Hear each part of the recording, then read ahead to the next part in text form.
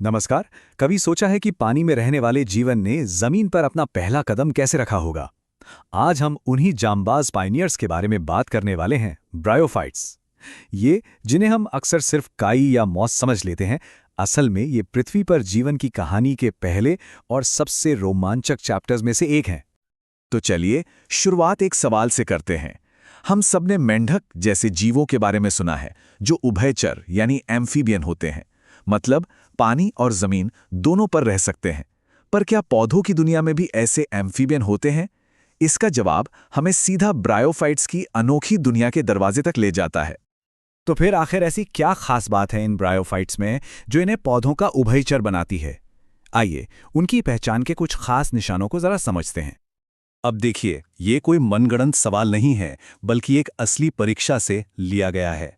सवाल ये है, एक ऐसा पौधा जिसमें स्पोर्स और एम्ब्रियो तो हैं, पर ना तो बीज हैं और न ही पानी ले जाने वाली नसें, मतलब वैस्कुलर टिश्यू, इसको कहाँ रखा जाएगा? चलिए इस पहेली को सुलझाते हैं। और इसका जवाब है ब्रायोफाइट्स। बिल्कुल सही, यही इनकी असली पहचान है। ये वो हिम्मत वाले पौधे थे जिन्होंने जमीन पर कदम तो रखा, पर पानी से अपना नाता पूरी तरह कभी तोड़ नहीं पाए। और इसी अधूरे रिश्ते की कहानी इन्हें इतना खास बनाती है। तो ये उभयचर वाला नाम आया कहाँ से? इसको ऐसे समझते हैं जैसे मेंढक जमीन पर घूमता तो है, पर उससे अपने बच्चों के लिए वापस पानी में जाना ही पड़ता है।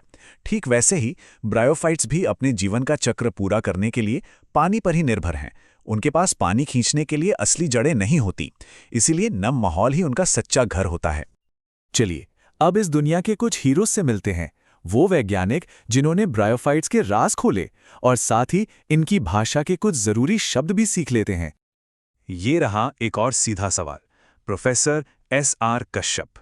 ये नाम इतना जरूरी क्यों है, खासकर जब हम भारत में ब्रायोफाइट्स की बात करते हैं?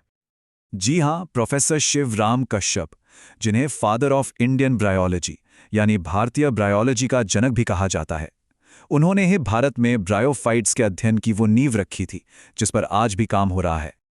अब आते हैं सबसे दिलचस्प हिस्से पर, इनके जीवन की कहानी यानी इनकी लाइफ साइकिल।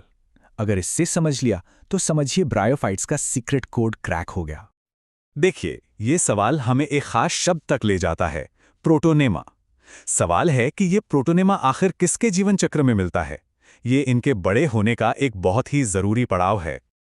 तो प्रोटोनेमा असल में एक धागे जैसी नाजुक सी बनावट है जो मॉस के स्पोर से निकलती है। इसे पौधे की किशोर अवस्था या टीनेज भी कह सकते हैं। यही धागा आगे चलकर उस हरे भरे पौधे को जन्म देता है जिसे हम मॉस कहते हैं। और जैसा सवाल में इशारा किया गया था, ये फ्यूनेरिया जैसे मॉस की खासियत है। तो सफर सीधा सा है, स्पोर से बनता है प्रोटोनेमा और प्रोटोनेमा से विकसित होता है गैमेटोफाइट।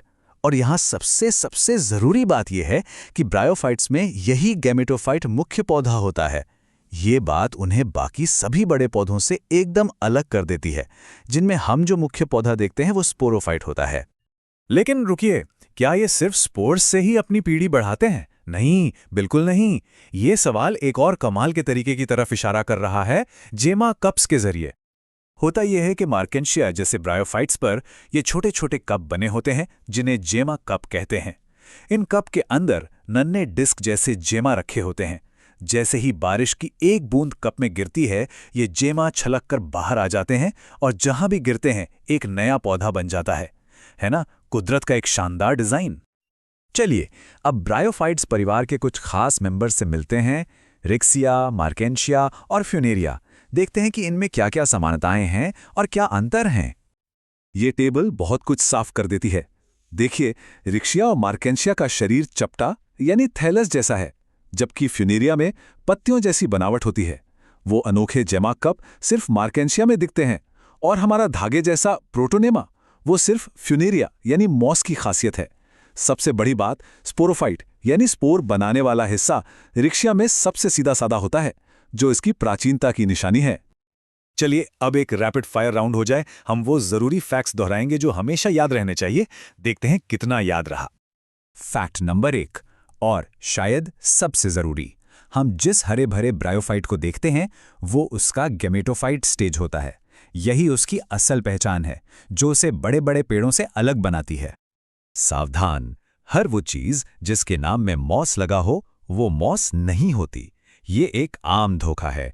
इस लिस्ट में सिर्फ बोग मॉस यानी स्फैग्नम ही असली ब्रायोफाइट है।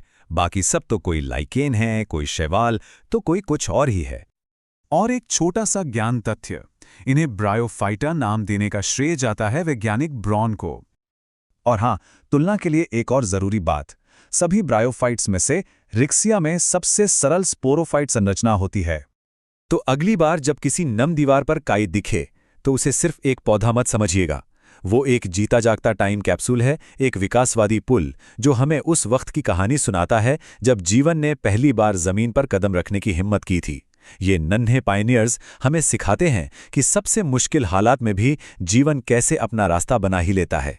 इसी विचार के साथ धन्यवाद।